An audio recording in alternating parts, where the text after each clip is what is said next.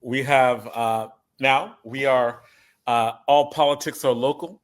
One of the things that we regularly do is we interview people who are running for local office because we think that it is important that all voices are heard, that we believe in civil civic discourse, and we want to have conversations that are so important in terms of getting people involved. We had so many different segments all tonight that are all leading to the importance of voting, the importance of voting local, the importance of understanding politics, the importance of understanding all of that, right? And we are honored to have today a person who is a fixture in Newark in many ways, and that is Ryan Talmadge. Ryan Talmadge, you are running for the Central Ward for the open seat in the Central Ward. There's going to be a special election. There's going to be a special election soon. I am uncertain, as it's been resolved, if it's going to be in April with the school board election or in June with the other elections. Can you talk to me first about just the when the election is? Has that been resolved? Yeah. So first off, thanks so much for having me on. I really appreciate being on this channel. Thank you for for your kind words. Being a fixture, and I don't know if I deserve that just yet, but I really do appreciate that. As far as You're a Newark native. You're born and raised here. absolutely. You worked in organizations that you're going to tell us about. So no, you deserve that. Well, appreciate it, brother. As far as the resolution to the city wanting to move the election up from November to April, I believe the judge was it Tuesday or Wednesday said that cannot be in April. I believe the date will be November. I guess it could be June, but I believe the election is going to be in November of this year. Okay. So talk to me. You are running for Central Ward. You are running for the open seat in the Central Ward. Tell us something about your background so that the listeners know something about you, and then we can go from there. Sure. And feel free to cut me off anytime. I know, like my sister says, that I ramble all the time, so hopefully I don't do that here today. But it really starts back in 2023, around September, where the city of Newark shut off the water in my parents' building, a building of over 200 some odd units. Very frustrating time, as you can imagine. No water for almost 24 hours, and there was no notice beforehand. Come to find out, the reason for the water being shut off was that the LLC that owned the building didn't pay the city $400,000 to $500,000 for their water bill. So I went over there, helped them form a tenants association. We went down at the next public hearing council meeting, and I spoke on their behalf. And what I found there were dozens of other tenants from across the city and in the Central Ward who had a lot of other issues with their landlords as well. And whereas for us, it was our first time going there, for them, it was clearly their third, fourth, fifth, sixth time. And what I saw was from our elected officials, there was no movement to instill a policy to make sure it didn't happen again or to correct any kind of wrong. And so we weren't satisfied with that. I'm somebody, like you said, I'm born and raised in Newark, 15 years old, as lifeguard at Hayes Park West and JFK Pools. I've have a degree from Rutgers University, Newark, in political science. I was also a security officer there and a guest lecturer at the Honors College, the HLLC, half of which those students come from the city of Newark. And for the last 4 years, ever since COVID, I've been a grant manager who secured over $70 million in grant funding from municipalities and counties throughout the state. And I also serve voluntarily as the chairman of the Newark Land Bank Community Advisory Board. So I think I have the experience that's directly applicable to being an effective council person and someone who can really discuss policy. I don't want to go too long, but I can rattle off a few policies that we can just have a discussion either way. Okay, well we could talk a little more about your background. Now you said you graduated from, and this is just random, the Newark HLLC program. Was that the one that was? At the time I wasn't a good enough student to be in the HLLC program. I graduated from Rutgers University with a degree in political science in 2013. But since then, I worked at the college as a security officer and then security lieutenant, and ran into the HLLC when it was being formed. Dean Eatman and some of the other deans from the college. We spoke a little bit, and he asked me to come, give a guest lecture on public policy generally, getting folks engaged in local politics, how to do that, who your council people are, who your mayors are, and getting more active in a more local setting instead of always a national kind of context.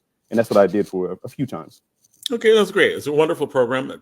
If our listeners don't know, Rutgers Newark has a wonderful program, higher living and learning community that is in Newark, where a lot of kids around the state go for free, and they're housed there. Right, so they have a special dorm. They are housed there, and at least in the last few years, they very much focused on having a lot of Newark students go there. One of my, a few of my students were recruited for the early years of the program, and many of my many kids who were on my debate team ended up going through that program because it's so good. It is free. They offer you money to go there. So if anybody listening, Rutgers Newark has this incredible program, HLLC, that they should become more of a part of.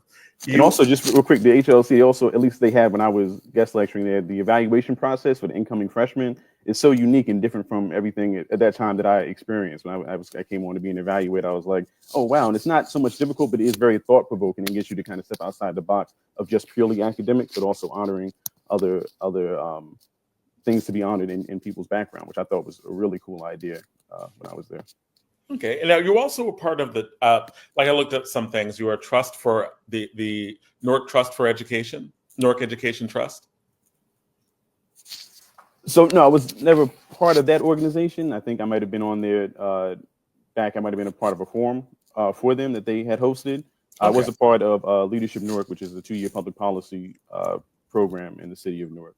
So I was in the 2019 cohort for that. Okay, forgive me. I was doing very quick research before this and did a quick Google search of your name. So I must have seen the wrong thing. So I should do better research on that. So give us more about your background. Sure, yeah. So like I said, right now I live around Mulberry Commons in that kind of area. And like I said, just the day-to-day as a grant manager, just reading and working with communities across the state, from counties as big as 500,000 plus people to municipalities as small as under 9,000. Get a really good sense of how communities operate, how they function. Some have council people that don't get paid at all, right? But there's always a level of politics to that. But it's really rewarding to be able to work with getting folks funding for pedestrian safety initiatives and food pantries and workforce development programs. Recreation programs, of course, are a big one too, and a lot of street grants are available as well. But those aren't as rewarding, even though those are the bigger numbers. Those aren't as rewarding as like a $20,000 grant you can give to somebody starting up a food pantry or like a shelter or something like that. Okay, and so why do you want to be a council person for the Central Ward? Yeah, I think that housing affordability is undoubtedly the biggest issue that the city of Newark, well, the Central Ward and the city of Newark faces, arguably the biggest issue that the globe probably faces, right? But we can only control what we what we have a purview of. So for me, just very simply, we just need a few policies to make it so that we don't have landlords or LLCs that are doing the wrong thing. I have no problem of landlords by design. I just don't want them to turn into slumlords, and I want there to be some sort of accountability with our legislative branch, our lawmakers, elected officials, and for the folks that own homes that have actual people living in them, right? They need to be held accountable. So for me to have that kind of accountability, one, I would change the AMI that we use from the local 37. What is an AMI? Sure. Oh, Aryan median income. So that's the area median income for Newark, and Newark uses it's around 37,000, I think now, household income. And they usually do that to determine whether or not someone is eligible for affordable housing. So 80% of the AMI, 120%, 50%, there's different tiers with different housing. Keep going. That's fine. Sure. I'm going to change this. Sure. So there's different tiers for those different housing projects. And what I'm suggesting is that we change it to the New Jersey Region 2 AMI, which has other counties roped into it, so that the AMI changes from the $37,000 per household to the $110,000 per household. This will show us a bigger picture of folks that need help and that should be eligible for affordable housing. I also have a proposal for 800-unit social housing pilot program, social housing different from affordable housing. In the way that it's structured, so that folks, no matter what your income is, you only pay up to 30% of your total income on your rent for that. Outside of that, you look at some of the newer laws that have been, or newer ordinances that have been passed, and IZOs and things of that nature. I would really just start to attach the penalties and fees when your buildings aren't up to code, and you're not registered correctly. Yeah, I see someone said fair share housing. That's a good policy as well. But for the fees and penalties that we have on the books for LLCs and landlords, we really should look to tie that into the number of units that they own to make it more prohibitive for when they do mess up, that they actually feel that fine. And it's not just like a speeding ticket that they feel they can just keep on pushing on, forever. And there's a lot of buildings that need a lot of help. And there's a lot of LLCs that play games and they know what they're doing. And we as a city need to be smarter about how we serve our residents and kind of empower tenants to have a tenants power movement in the city, which I feel is long overdue. Probably statewide is long overdue for us to have a tenants power movement. I would also have a clean hands doctrine, meaning that any landlord or LLC whose properties aren't up to code will not be allowed to evict a tenant. That's something that the city can do. And it's something worth fighting for, again, to just have that more of that tenant power as well. And going back to the community building piece of it, it's really through grants. We're lucky enough to live in a state that has a very robust grant system. Newark does get a lot of grants, and you see some of that work done. Streets in New Jersey are the biggest one, I think, by far. We can do a lot of smaller purposeful projects in our different neighborhoods. And again, not too big, $200,000 or less, and do curb cutouts to make our streets more walkable, kind of reclaim a lot of that gray space that we have, particularly in the Central Ward, right? The Central Business District, and then going into the Eastwood. There's a lot of traffic that we have to have. And traffic isn't necessarily a bad thing. It means that people are coming through your area. We can use that. But if we build spaces to fit the people that live there, instead of us as people trying to fit into our spaces, we'd be better off doing that. So when you're looking at the Central Ward, you mentioned a lot about housing, and you mentioned a lot about grants that could actually help housing. You talked about slumlords and enforcement. What would you do, like as a Central Ward council person? What does a council person do that affects enforcement?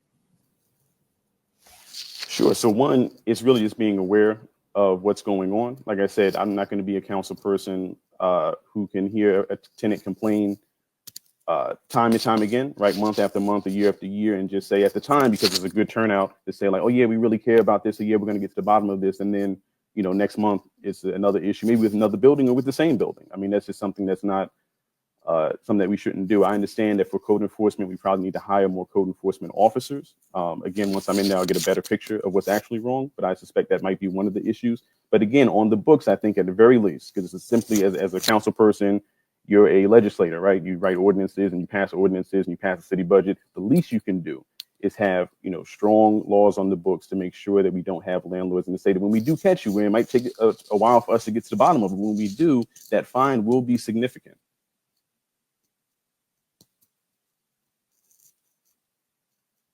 Oh, sorry, I think you're muted. So what you're talking about is looking at the laws in the books and making sure those laws are enforced by simply working with code enforcement itself.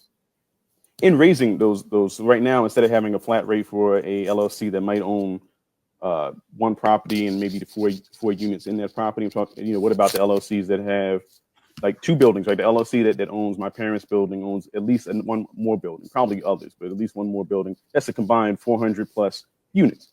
So they shouldn't have to pay the same fee as a landlord or LLC that has significantly less number of units. So I want to tie it into that, so that when those because the big guys or the big LLCs and landlords, they can eat that cost. That cost can be a part of doing business, right? Like, oh yeah, we haven't fixed the elevators forever. Oh yeah, you have whatever infestation. Oh yeah, we haven't, repainted, or there's water leaking or whatever. But we don't have to do that right away, because yes, we get fines, but the fines equal up to, like I said, the reason they shut off the water, and why a city would shut off the water because an LLC didn't pay them, is beyond me. That's another issue of why we need better leadership. But the idea that they owe 400,000, like for the city shuts off the water of apartment buildings where the LLC doesn't pay. So that happened in the city of Newark. I don't know how often that happens. I know that it happened from my parents' building, and it was threatened to happen to another building that the LLC that owns that building also owns. But that did happen in September 2023. The city decided to shut off the water in almost 24 hours without any notice. And the reasoning for that was that the LLC owed them $400,000 to $500,000 over a span of 2 years or something like that, or 1.5 years or 2 years or something. So again, I think that's a piece. Although I see that as somewhat malicious, I think ultimately the way to resolve that is really simple, right? To just have policies in place and to have elected officials that pay a little bit more attention to the communities that they serve. What are some of the other issues that you would deal with, especially within and what do you see as some of the problems like you talked about housing as being a particular issue and problem within the Central Ward.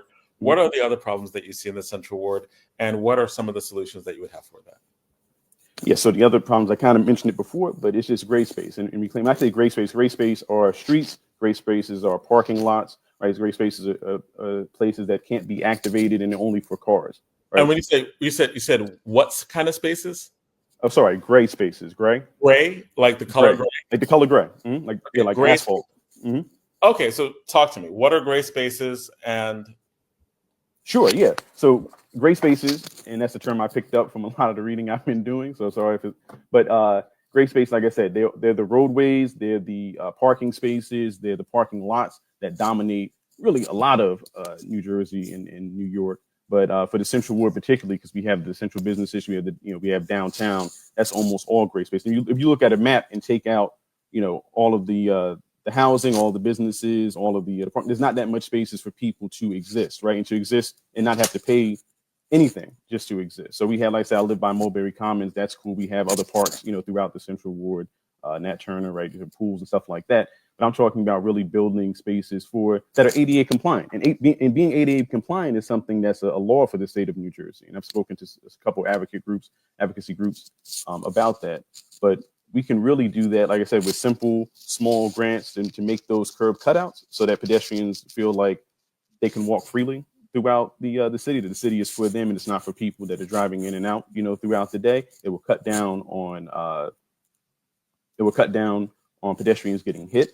And then you create other spaces and you start planting trees to make not only for beautification, but just that is a big part of it, but also just to make an environment safer for people, more inviting, and to have more people actually use the Central Ward and all of it, in every area, not only in the downtown, Muhammad Ali Ave, all the places, like I said, Nat Turner Park, around JFK Pool, all of those spots need a lot of love and attention. And I think once you see that, then you'll see spaces really activated, not just that they have a new building that's going up that maybe we can't afford, but just spaces that are obviously built for the people who live there, and start building spaces and places where folks can age in place.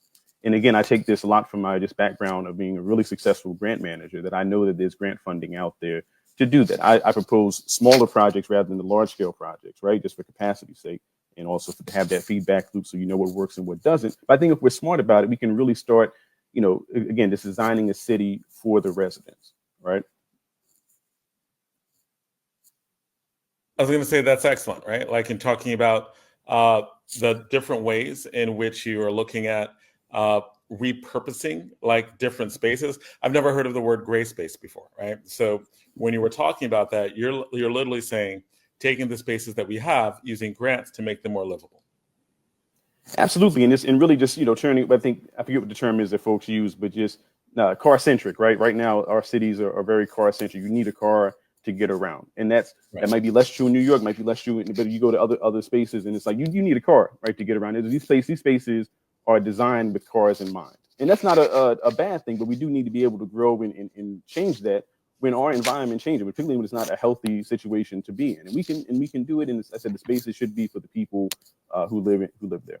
Well, the elections are not going to be for a while. It's not going to be till November, but let us know right now, like if you were, because we're getting ready to end off our show. So I'm going to end off this segment. So two things. First, and ending out, and you can end out any way you want, but we're a hip hop show. We ask the same question. Who is your favorite hip hop artist, individual, group, or who's inspiring you right now? So just let us know. Okay, yeah, for sure. I think the last time, it was years and years ago. The last time I was on here, I said the same person is not going to change. That's DMX. DMX, someone I can listen to when I'm working out. Seeing that someone I can listen to when I'm trying to just relax. I also want to give a quick shout out to an older group that some folks may not know. There's a lot of young kids out today, but Public Enemy, man. We get an NWA movie. I love NWA. We need a Public Enemy movie as well, man. They were dope. 911 is a joke in your town, harder than you think. You know what I mean? So that's kind of the vibe that I'm on. But if people want to just reach me as far as the campaign is concerned, they can reach me on Facebook. Many of them obviously see me downtown. You just grab me up. We can chat about anything. Like I said, I want to make my campaign, differentiate my campaign from others, in that it's very policy driven. And I'm happy to talk about policy and really changing the community. It's not just that I live here. It's not just that you see me. It's that when I get into that seat, I can do a tangible good to improve the lives of my neighbors in my community. All right. Thank you so much. Thank you for coming on. We very much appreciate you, man. and then come back. Again, we believe in civil civic discourse. We're going to be having all the candidates on. We see this is going to be a good race, and we'll talk to you soon. Awesome. Thanks for having me. Have a good night. All right, you too. And we have